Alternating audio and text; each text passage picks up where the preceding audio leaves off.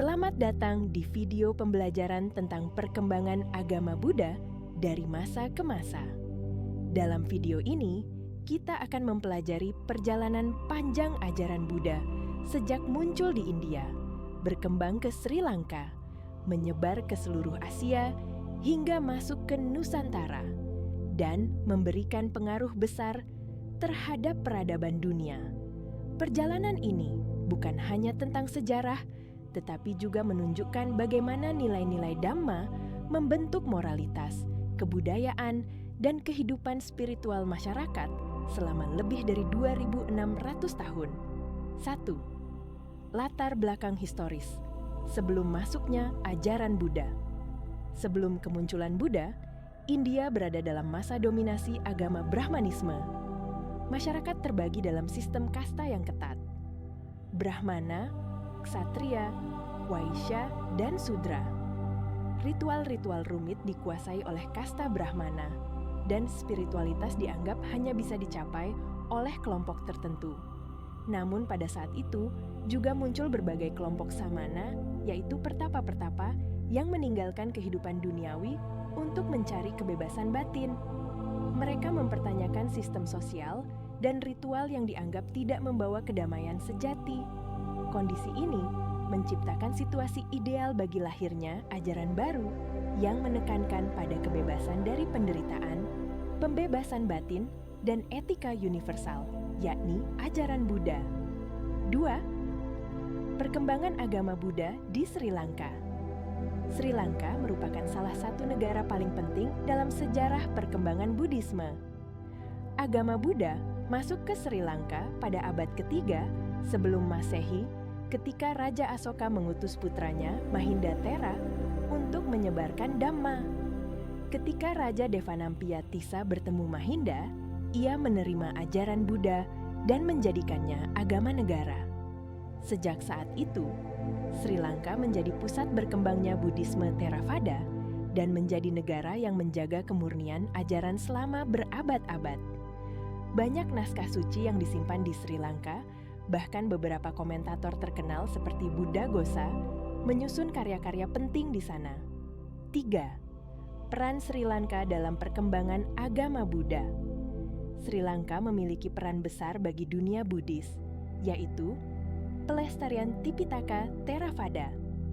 Saat banyak daerah dilanda perang dan bencana, Sri Lanka menyalin dan menyimpan naskah-naskah suci Pali sehingga ajaran tetap lestari. Pusat pendidikan dan studi Buddhis. Para biku dari Asia Tenggara belajar ke Sri Lanka dan kemudian membawa kembali ajaran yang murni ke negara masing-masing.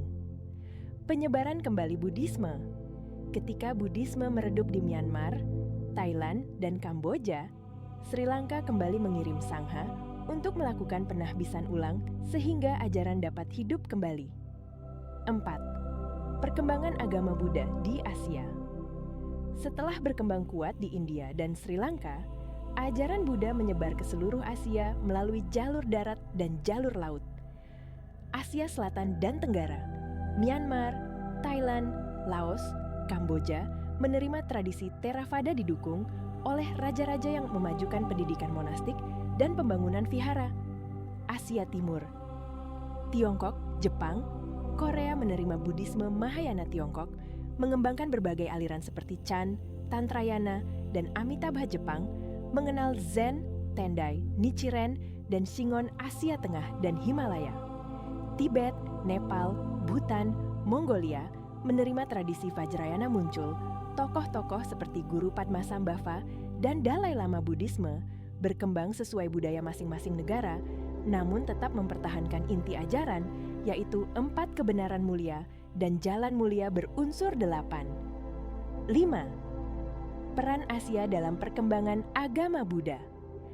Asia memiliki peran besar karena menjadi wilayah yang mempertahankan ajaran Buddha setelah punahnya Buddhisme di India, menjadi pusat perkembangan seni, sastra, filsafat, dan meditasi Buddhis.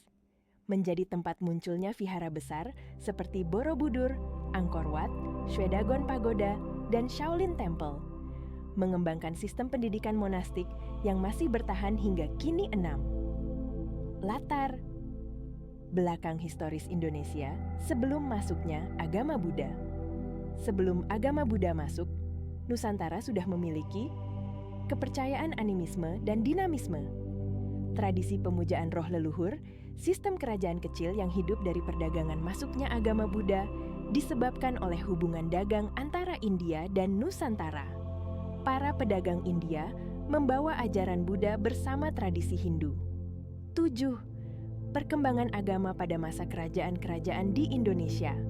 Beberapa kerajaan besar yang menganut atau mendukung Buddhisme adalah Kerajaan Kalingga dipimpin oleh Ratu Sima, kerajaan pertama yang tercatat memiliki pengaruh Buddhis. Kerajaan Sriwijaya sebagai pusat pendidikan agama Buddha Mahayana menjadi salah satu universitas Buddhis terbesar di dunia. Banyak biksu dari Tiongkok dan India belajar di Sriwijaya. Kerajaan Shailendra mendirikan Candi Borobudur, monumen Buddha terbesar di dunia. Kerajaan Majapahit. Walaupun bercorak Hindu-Buddha, Majapahit tetap mendukung perkembangan Buddhisme. 8. Peninggalan agama Buddha di Indonesia. Beberapa peninggalan yang sangat terkenal antara lain Candi Borobudur, Candi Sewu, Candi Mendut, Candi Muara, Takus Arca-Arca Buddha, Prasasti, dan Relief Dharma. 9. Perkembangan agama Buddha di Indonesia saat ini. Saat ini, agama Buddha merupakan salah satu agama resmi di Indonesia. Perkembangannya terlihat dari adanya organisasi besar seperti Walubi, Magabudi, MBI, KBI, pembangunan vihara di berbagai provinsi pendidikan agama Buddha dari tingkat dasar hingga perguruan tinggi. Praktik meditasi yang semakin populer di kalangan umum. Pelestarian kebudayaan Buddhis seperti Waisak dan Dharma Santi. Buddhisme modern di Indonesia lebih menekankan meditasi, moralitas, dan pendidikan. 10.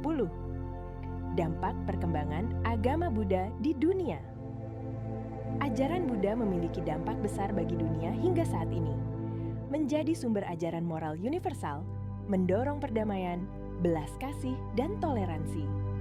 Memperkenalkan praktik meditasi-meditasi kini digunakan di dunia kesehatan, psikologi, dan pendidikan. Memberikan sumbangan dalam filsafat dan psikologi modern, konsep anatta, ketidakkekalan, dan kesadaran menjadi inspirasi penelitian ilmiah. Mendorong budaya damai dan anti kekerasan.